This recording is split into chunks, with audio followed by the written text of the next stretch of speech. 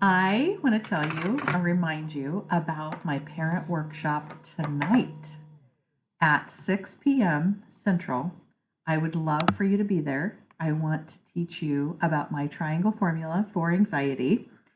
And the last couple of episodes, we've been talking about it. Go to my show notes, go to the description of this video, go to my website, social media, everywhere are you're going to find links to sign up for this workshop. If you come live, you're going to get a bonus that the other people don't get. And if you're on the list, even if you can't attend, and I totally get it, I have so many things going on all the time, then you will get a replay. And there may be there may be a different kind of a bonus for those that sign up ahead of time and get the replay. So definitely do that. So the last couple of weeks, we've been talking about the triangle formula, and 2 weeks ago was perception, last week was process, and this week is plan. So I'm actually going to be telling you about how I plan for anxiety, and it will give you a little example of how I teach my clients to plan for their anxiety. So we start out with a 5-step process, and I'm going to tell a little story that I've told before on the podcast, so you can find it in other episodes. I didn't look up which ones it is, but my mother-in-law and I had decided to try out for a choir. We both like to sing, and she really didn't want to do it on her own. And I decided, hey, I'm going to help her with that. And so we both went to, they had like a, meet the choir time, and we went, and we both were like, oh my gosh, I love this. And we decided to try out for it. And we even had our auditions planned to do it. And then I went to a separate meeting that told more information about it. And I had assumed the whole time it was going to be a no-brainer for both of us. And as they were telling about the fundraising that we needed to do, it was like, in my opinion, ridiculous, and I didn't want to do it. And I immediately started feeling trapped, like, oh my gosh, I have to do this. And this all turned into anxiety because I was telling myself that I was a bad person if I didn't want to do it, and that I was somehow some kind of liar if I had told them that I was auditioning for it and now I didn't want to do it, that made me some kind of a bad person. And then I was like, oh my gosh, since I got this information when my mother-in-law wasn't with me, I thought, oh no, what if she wants to do it and I don't want to do it, and then she's going to feel bad. I'm sure you all can relate to how your brain just goes crazy about this kind of stuff. And so that was my situation. I was going to sign up for this choir, join this choir, and I had already said yes or semi-committed to it, and then realized I didn't want to do it. So part of the 5-step process is first, what's the situation? And then the next one is to come up with 4 possible actions you can take. And so I thought about a whole bunch of different things. One of them was, I thought, okay, I'm just going to join the choir anyway. I don't want to, but I don't really, I didn't feel like they're in that scenario or that action. It was like, at least, I'll just go forward the way I've already planned it to be. And then I don't have to have difficult conversations with anyone, and I don't have to worry about it. I'll just go and whatever.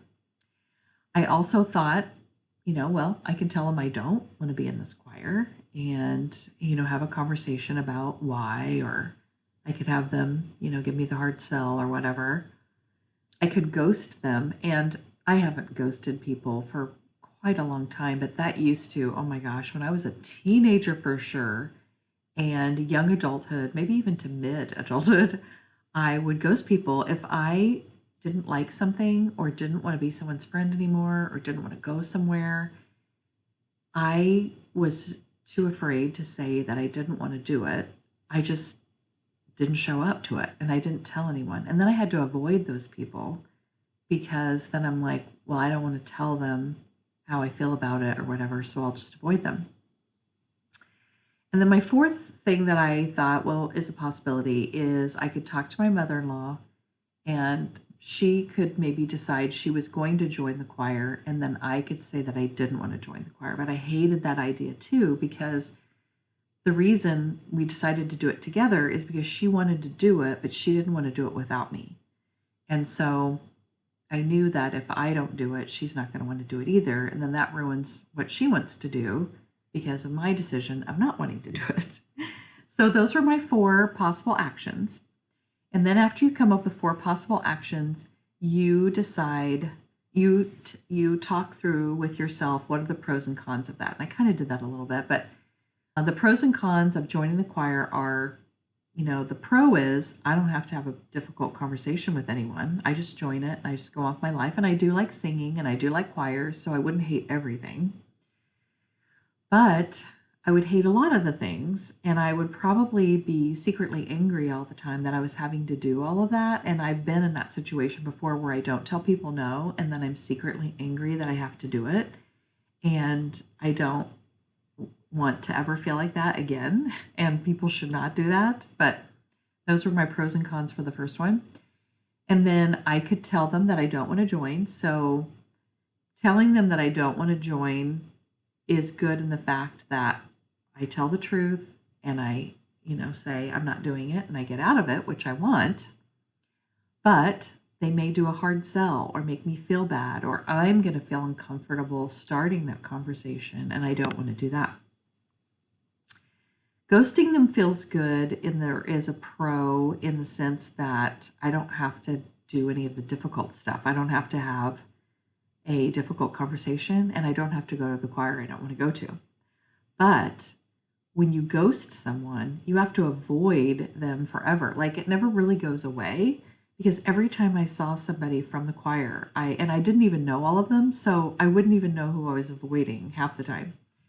And then if you were getting the emails like, where are you and what's happening, and you had this thing planned and you didn't show up or whatever, then you just have that sick feeling, at least when you see those emails. Like, you probably get over it, but I mean, it seems like it really prolongs the problem. And then, talking to my mother-in-law and having her join the choir and I don't, which feels good for me that I'm not joining it, but feels bad for me because she will be sad, or she probably would say she wouldn't do it if I wasn't doing it. So then you pick one after you've gone through the pros and cons of your 4. You just pick one, whichever one is the one you want to do the most. And I decided that I was going to, I talked to my mother-in-law and she said she didn't want to either. So then I contacted them to say that neither of us were going to join the choir. And when you choose your action, sometimes even though you've chosen it, it's hard for you to go ahead and make yourself do it. But you've got to make yourself do it, because after you choose what your action is, then you have to follow through. And even though it was uncomfortable starting that conversation, and I didn't want to tell them that we didn't want to join this choir, it actually went really well. And they were like, okay, so fine. Like, they didn't even ask me why we didn't want to.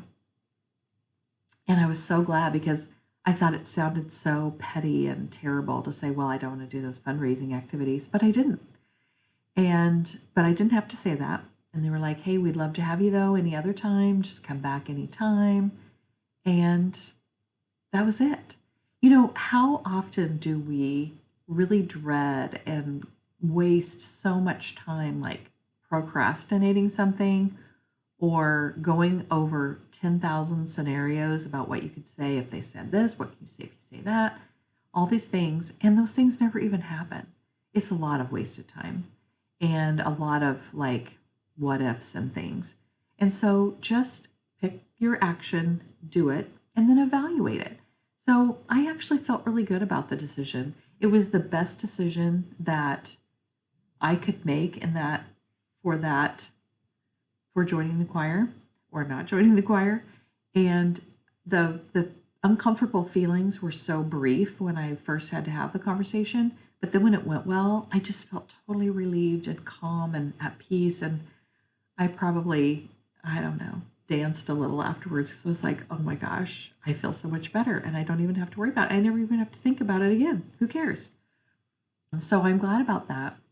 And also, part of when we're planning, this and like deciding with an action, we also look at our values and our strengths. And one of my values is connection, and one of my strengths is connectedness. And if I want to be connected to people and feel real connection with other humans, I can't ghost them and I can't lie to them. I need to be truthful about who I am and how I am, and it's going to be okay. And so in my program, I help all my teens to find out what their strengths, their values, their preferred skills, and their interests are. And so they can use their unique identity, the things that they're good at, to use to manage their anxiety. And the things that they really value in the world, if they're using that to manage their anxiety, it makes it so much easier to do than if it's just some sort of random thing. So that's what I wanted you to know about planning, is that there's a 5-step process and you use your unique strengths and values and ideas about your own life to manage that anxiety. And I help you tease all that out and figure out exactly how to do that. So I want to see you tonight. I want to have you in the room so I can give you all the information and you can ask all the questions. But even if you can't be in the room, and it's tonight at 6 p.m. Central Time, and this is for my parent workshop, how to calm your teen's anxiety without triggering yours. You're going to learn about all this stuff and my triangle formula with the perception, process, and plan. And I will see you tonight. And if you're there, you're going to get a special bonus. I'll talk to you tonight.